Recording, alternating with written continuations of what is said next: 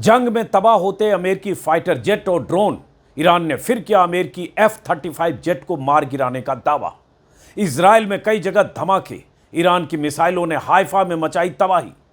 Israeli PM Netanyahu को सैनिकों के माता पिताओं की चिट्ठी, हमारे फौजी बेटों को मौत के मुंह में मत भेजो। ईरान में अभी भी है मिसाइल और ड्रोन का बड़ा भंडार, लगातार जारी रख सकता है बड़े हमले, CNN का खुलासा। नमस्कार दोस्तों, इस वीडियो में ईरान वार से जुड़ी इन बड़ी खबरों पर बात करेंगे। आखिर तक इस वीडियो को देखिए और समझिए कि जंग के मोर्चे पर चल क्या रहा है। दुनिया भर के सूचना तंत्र को खंगालने के बाद कुछ जरूरी जानकारियां आप तक पहुंचाने की कोशिश कर रहा हूं। आपसे एक अपील भी कि मेरे इस चैनल को सब्सक्राइब करें और मुमकिन हो तो ज्वाइन करें। अब सबसे पहले इजराइल के पीएम के नाम वहां के फौजियों के मां बाप की चिट्ठी, और उसके बाद कि ईरान ने किस तरह से अमेरिका के एक और फाइटर जेट को गिराने का दावा किया। लेकिन पहले यह खबर, हमारे बच्चों को जंग के मोर्चे से वापस बुलाओ। अपने देश के लिए उनके डेडिकेशन और कमिटमेंट को एक्सप्लॉइट करके उन्हें यूं मौत के मुंह में मत भेजो। यह किसी भी सूरत में एक्सेप्टेबल नहीं है। यह इजरायली सैनिकों के दर्जनों माताओं पिताओं की तरफ से इजरायली प्रधानमंत्री को लिखी गई चिट्ठी का हिस्सा है, जिन्हें देश को जंग में झोंक देने वाले नेतन्याहू ने मोर्चे पर तैनात कर दिया है। अगर किसी देश के सैनिकों के परिवार वाले अपने प्रधानमंत्री को जंग के बीच में इस तरह की चिट्ठी लिख रहे हैं तो सोचिए कि इजराइल के लोगों के भीतर कितना गुस्सा पनप रहा है।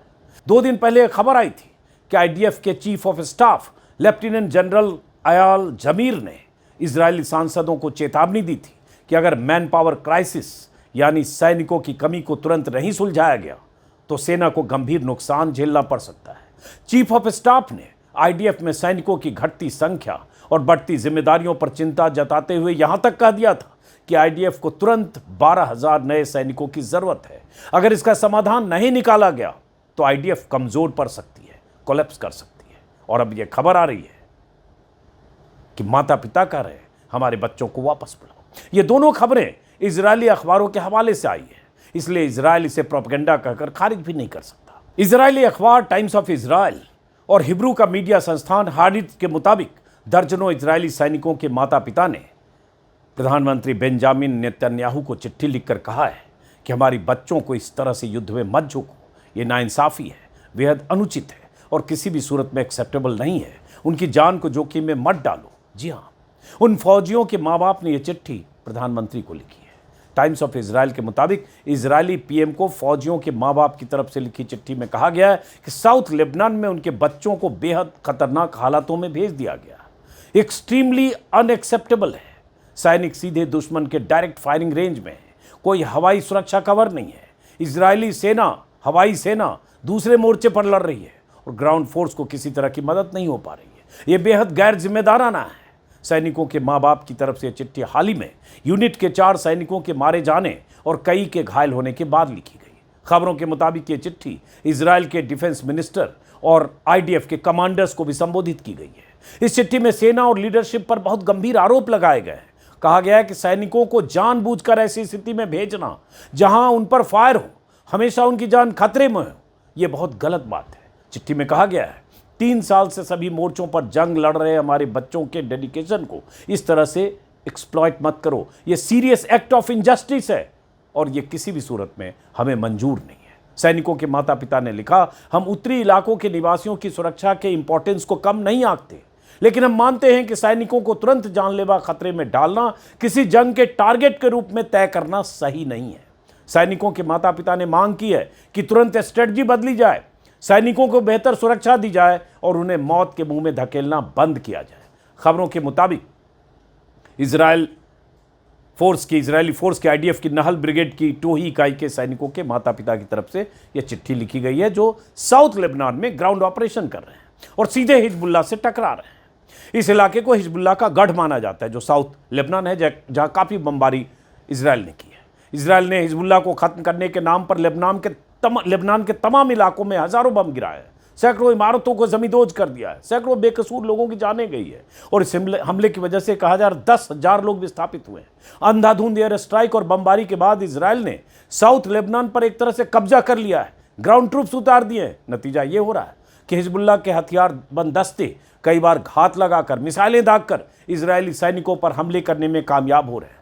इजरायली सैनिकों की मौतों की खबरें जब इजराइल पहुंचती है तो वहां माता पिता, उनके परिजन इसी तरह से रिएक्ट कर रहे हैं। अब आते हैं उस खबर पर जो सोशल मीडिया पर लगातार ट्रेंड कर रही है, यानी अमेरिकी फाइटर जेट को गिराने के दावों वाली खबर पर। ट्रंप की माने तो ईरान का एयर डिफेंस सिस्टम पूरी तरह से तबाह हो चुका, बर्बाद हो चुका। वायुसेना, नेवी, आईआरजीसी खत्म हो चुकी। लेकिन कोई दिन ऐसा नहीं गुजरता जब ईरान से अमेरिका के लिए बुरी खबर ना आती हो। कभी फाइटर जेट तबाह होने की, कभी मिलिट्री ठिकानों पर हमले की, कभी लाखों डॉलर्स के रीपर ड्रोन के परखच्चे उड़ने की। आईआरजीसी के हवाले से अब खबर आई है कि एक और अमेरिकी फाइटर जेट F-35 को ईरान ने मार गिराया है। आईआरजीसी से जुड़ी एक न्यूज एजेंसी ने सुबह 10 बजे एक्स पर कुछ तस्वीरें पोस्ट करते हुए लिखा कि ईरान के आसमान में उड़ रहे अमेरिका के दूसरे सुपर एडवांस विमान फाइटर जेट F-35 को गिरा दिया गया है। इसके साथ ही एक के बाद एक ट्वीट करते हुए कई तस्वीरें जारी की, जिसमें प्लेन के उड़े हुए परखच्चे, टूटे हुए टुकड़े और जमीन पर जले हुए जो पुर्जे हैं, निशान हैं, वो दिखाई दे रहे हैं। और जमीन पर बिखरे हुए ये विमान के जो मलबे हैं, उसके मलबों के आधार पर यह दावा किया जा रहा है कि ये F-35 है, स्टिल्थ फाइटर। एक तस्वीर में विमान के टेल वाले हिस्से में F-35 से मिलान करते हुए भी दिखाया गया, ताकि यह साबित किया जा सके कि यह वही विमान है। विमान के टुकड़े पर लिखे नंबर्स और जानकारियों को मैच कराकर भी यह दावा किया गया है कि अमेरिका का F-35 है। एक्स पर ऐसी कम से कम 5 से 6 तस्वीरें पोस्ट की गई है, जो अब सोशल मीडिया पर वायरल हो रही है। इनमें कई तस्वीरें F-35 से मिलती जुलती बताई जा रही है। और इसके साथ ही ईरानी सेना के प्रवक्ता ने दावा किया है कि उनके डिफेंस सिस्टम ने अमेरिका के 5th जनरेशन के एडवांस फाइटर जेट को मार गिराया है। दावा यह किया गया है कि इस जेट को केशम आइलैंड के साउथ में निशाना बनाया गया। ईरान की मेहर न्यूज एजेंसी का दावा है कि क्रैश के वक्त विमान में इतना धमाका हुआ कि पायलट के बचने की संभावना नहीं है।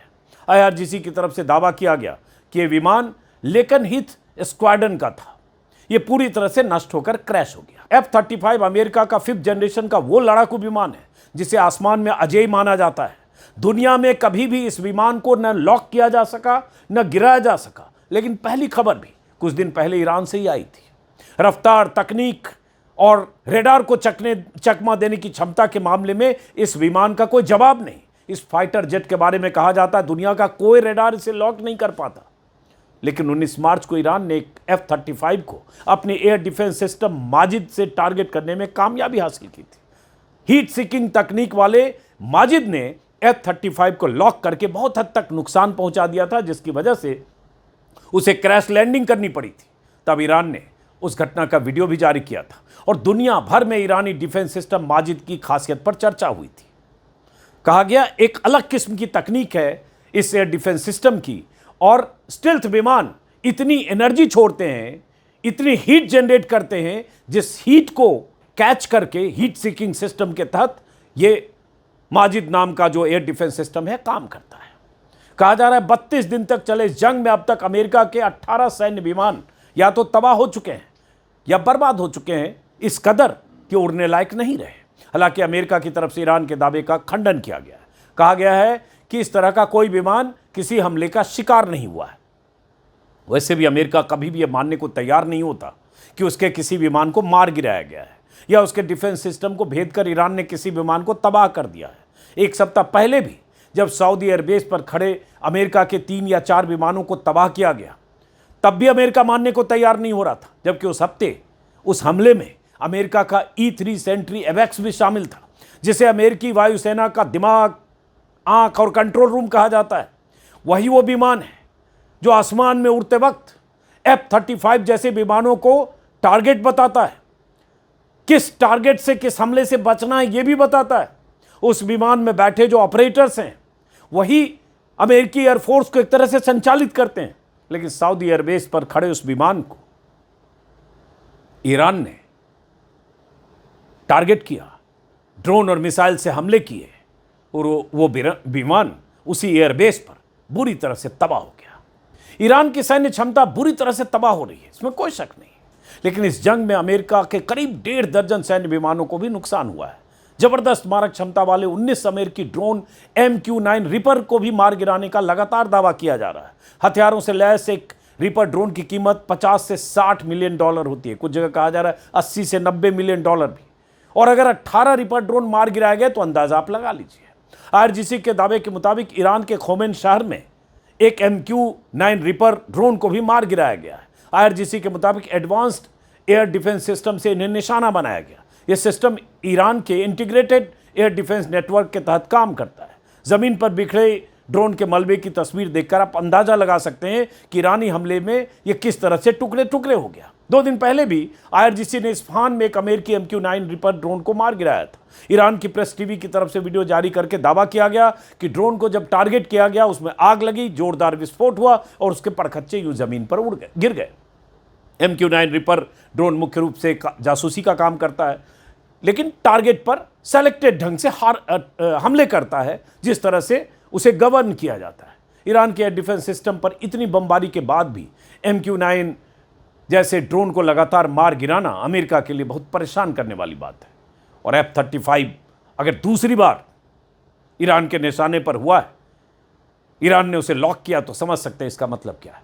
एक और खबर आई कि अमेरिका का एक और ड्रोन हर्मेस 900 उसे भी ट्रैक करके मार गिराने में ईरान ने कामयाबी हासिल की। ये वो खबरें हैं जिसे ईरान की उस मिलिट्री पावर या ईरान की बर्बाद हो चुकी मिलिट्री पावर के बरक्स दुनिया को ये जताती है, ये खबरें, कि ईरान के पास अभी भी बहुत ऐसी ताकत बची हुई है जिसका इस्तेमाल करके ईरान लगातार अमेरिका को नुकसान कर रहा है, परेशान कर रहा है। और इसी बौखलाहट में अब ट्रंप पुल पर हमले कर रहे हैं।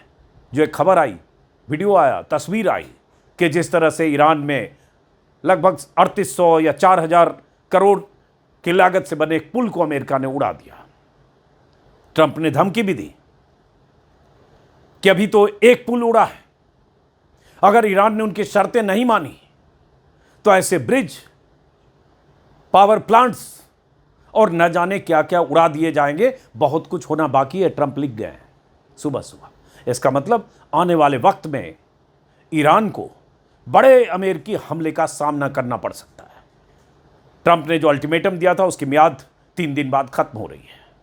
तो क्या 6 तारीख के बाद ईरान के पावर प्लांट्स पर हमले शुरू होंगे? ईरान के डीजल प्लांट पर हमले शुरू होंगे? ईरान के एनर्जी प्लांट पर हमले शुरू होंगे? और अगर ऐसा हुआ तो ईरान क्या करेगा? ईरान की तरफ से भी आज सुबह तड़के एक लिस्ट आई, बल्कि आधी रात के बाद 6 ऐसे ब्रिज की लिस्ट जो ईरान के टारगेट में है, क्योंकि ईरान वही करता है जो अमेरिका इजराइल करता है। अगर इजराइल ईरान के किसी गैस फील्ड पर हमला करता है, पलटवार ईरान करता है कतर में गैस फील्ड पर हमला। अगर इजराइल ईरान के किसी सिविलियन स्ट्रक्चर को, इंफ्रास्ट्रक्चर को हमला करता है, पलटवार ईरान उसी तरह से करता है। अगर अमेरिकी हमले में अगर ईरान का कोई इंफ्रास्ट्रक्चर, सिविलियन इंफ्रास्ट्रक्चर डैमेज होता है, पलटवार ईरान वेस्ट एशिया में अमेरिकी ठिकानों को, अमेरिकी कंपनियों को करता है। तो अब क्या होने वाला है अगले 3 दिन और 3 दिन के बाद? एक बहुत बड़ी खबर अमेरिकी मीडिया संस्थान CNN के हवाले से आई है। CNN की रिपोर्ट कहती है कि अमेरिकी दावों के विपरीत ट्रंप और उनके वॉर मिनिस्टर पीट हेग्सेथ के दावों के विपरीत ईरान की मिसाइल पावर बहुत मजबूत है। ईरान के पास मिसाइलों का भंडार है, मिसाइलों का जखीरा है, अंडरग्राउंड मिसाइल सिटीज हैं और इतनी मिसाइलें हैं कि ईरान जबरदस्त तबाही महीनों तक मचा सकता है। CNN की रिपोर्ट कहती है अमेरिकी खुफिया विभाग के आकलन के मुताबिक पिछले 5 सप्ताहों से अमेरिका और इजरायल की तरफ से किए जा रहे हमलों के बावजूद ईरान की मिसाइल लॉन्च करने की क्षमता अभी भी काफ़ी हद तक बरकरार है। ये अमेरिकी इंटेलिजेंस डिपार्टमेंट ने पेंटागन को बताया है, ट्रंप एडमिनिस्ट्रेशन को बताया है। इसी में है 3 खुफिया सूत्रों ने CNN को बताया कि ईरान के लगभग आधे मिसाइल लॉन्चर अभी भी सुरक्षित हैं और उनके पास हजारों वन वे अटैक ड्रोन अभी भी मौजूद हैं। और ट्रंप क्या कर रहे हैं? कल राष्ट्र के नाम संदेश में ट्रंप ने क्या कहा कि मिसाइल लॉन्चर्स खत्म, मिसाइल खत्म, मिसाइल पावर खत्म। CNN कह रहा है, अमेरिकी अखबार, कि उनके पास अभी भी आधे मिसाइल लॉन्चर सुरक्षित हैं, वन वे अटैक ड्रोन अभी भी मौजूद हैं। एक सूत्र के हवाले से CNN ने छापा है ईरान अभी भी पूरे इलाके में तबाही मचाने की स्थिति में है। इस आकलन में उन लॉन्चरों को भी शामिल किया गया है जो अभी इस्तेमाल के लिए उपलब्ध नहीं हैं, जैसे जो हमलों के कारण जमीन के नीचे दब गए हैं, पूरी तरह से नष्ट नहीं हुए हैं। इसी में ये कहा गया है, खुफिया जानकारी के अनुसार ईरान के पास अभी भी हजारों ड्रोन हैं, यानी उसकी कुल ड्रोन क्षमता का लगभग 50% बचा हुआ है। साथ ही तटीय रक्षा क्रूज मिसाइलों का भी एक बड़ा हिस्सा सुरक्षित है और ये मिसाइलें ईरान को स्ट्रेट ऑफ हॉर्मुज में जहाज़ों को खतरे में डालने की क्षमता देती है। अब सोचिए जरा, 50% मिसाइल पावर ईरान के पास मौजूद है और ये खबरें लगातार आ रही है 4 सप्ताह से, जब से जंग चली है तब से, उसके पहले से, कि ईरान के पास किस किस किस्म की मिसाइल है जिसकी रेंज 4-4 हजार किलोमीटर तक है। अभी आपने सुना ही होगा 2 हफ्ते पहले लगभग कि डिएगो गार्सिया तक ईरान की मिसाइल पहुंच गई, जो ईरान से 4000 किलोमीटर लगभग है। तो अब अगर ईरान के पास इतनी मिसाइलें हैं, CNN ने यही करा, और CNN एकमात्र चैनल है, अमेरिकी चैनल, जिसे ईरान से रिपोर्टिंग करते हम सब ने देखा। ईरान का वीजा मिला होगा, परमिशन मिला होगा, और CNN ने ईरान में हुई तबाही को रिपोर्ट भी किया है। तो CNN अगर ये बता रहा है तो इसका मतलब, मानिए अमेरिकी मीडिया अगर ये कह रहा है तो समझिए ऑथेंटिक है।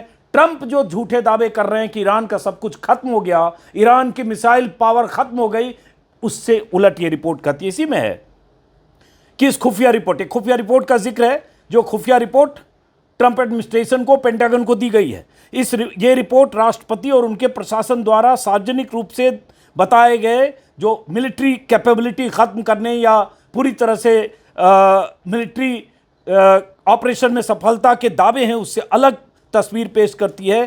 ट्रंप को कोट किया। ट्रंप ने कहा था कि ईरान की मिसाइल और ड्रोन लॉन्च करने की क्षमता काफी हद तक खत्म हो गई है, उनके हथियार और कारखाने लॉन्चर नष्ट हो गए। जो मैंने कहा, अमेरिकी सेंट्रल कमांड के अनुसार अब तक ईरान में 12,300 से अधिक ठिकानों पर हमले किए जा चुके हैं। खुफिया सूत्रों ने बताया कि इन हमलों से ईरान की सैन्य क्षमता कमजोर हुई है, लेकिन और कई बड़े नेता मारे भी गए, सुप्रीम लीडर मारे गए, 30-35 लीडर्स कमांडर मारे गए, लारिजानी मारे गए, बहुत सारे, अभी नेवी चीफ मारे गए कुछ दिन पहले, 6-7 दिन पहले, स्ट्रेट ऑफ हॉर्मुज के पास एक पोर्ट पर।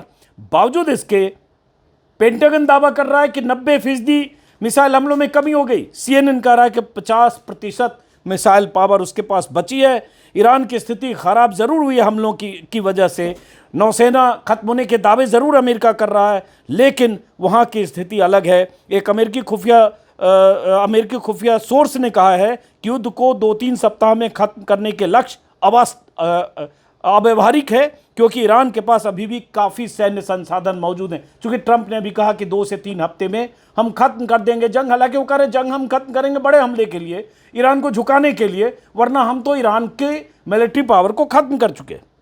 इसी में कहा, ईरान की सबसे बड़ी ताकत यह है कि उसने अपनी मिसाइल और अपने मिसाइल लॉन्चरों को दशकों से पुराने और गुफाओं में छिपा रखा है, जिसे ढूंढना और नष्ट करना मुश्किल हो जाता है। ईरान और अमेरिका और इजराइल इन भूमिगत ठिकानों के प्रवेश द्वार और उपकरणों को निशाना बना रहे हैं, लेकिन बावजूद इसके IRGC के पास, उनकी नौसेना के पास अभी भी सैकड़ों बल्कि हजारों छोटी नावें और मानव रहित जहाज, मतलब ड्रोन से ऐसे मौजूद हैं जो स्ट्रेट में जहाज़ों को परेशान कर सकती हैं। अब तक 150 से ज़्यादा ईरानी जहाज़ों को नुकसान पहुंचाया गया। बावजूद इसके ईरान के पास अभी भी ड्रोन, प्रॉक्सी नेटवर्क और जो समुद्री क्षमताओं के जरिए क्षेत्र में खतरा पैदा करने में ईरान सक्षम है। ये खुलासा CNN का है, और CNN का खुलासा इस बात की तस्दीक करता है कि जंग अगर अमेरिका 2-3 सप्ताह नहीं 2-3 महीने भी लड़ना चाहे तो ईरान के पास हथियारों की, ड्रोन्स की, मिसाइल पावर की कमी नहीं है। और ईरान तो ऐसे कह रहा है कि हम 6 महीने तक लड़ने को तैयार हैं। तो इसका मतलब ईरान अभी मुंहतोड़ जवाब देता रहेगा। अब हमें इंतजार करना होगा कि जब ट्रंप के अल्टीमेटम की मियाद 6 तारीख की रात खत्म होगी, उसके बाद अमेरिका क्या करता है और उसके बाद जवाबी कार्रवाई में ईरान क्या करता है। तस्वीरें आप लगातार देख रहे होंगे कि हर रोज ईरान से 2 या 3 खेप मिसाइलें दागी जाती है। आज भी शायद 90 या 92 खेप दागी गई है, और कई बार मिसाइल ऐसी जगहों से दागी गई दिखती है जो पहाड़ियों के बीच में है। कहा जा रहा है ईरान में अंडरग्राउंड मिसाइल सिटी है, 100-100, 200-200 फीट, 300-300 फीट नीचे, और कई किलोमीटर लंबी सुरंग जिसमें वहां मिसाइलें रखी गई है। CNN की रिपोर्ट इसी बात की तस्दीक कर रही है। तो फिलहाल इस वीडियो को यही खत्म करते हैं। जंग से आने वाली खबरों को लगातार हमारे वीडियो के जरिए आप तक हम पहुंचाते रहेंगे। फिलहाल नमस्कार।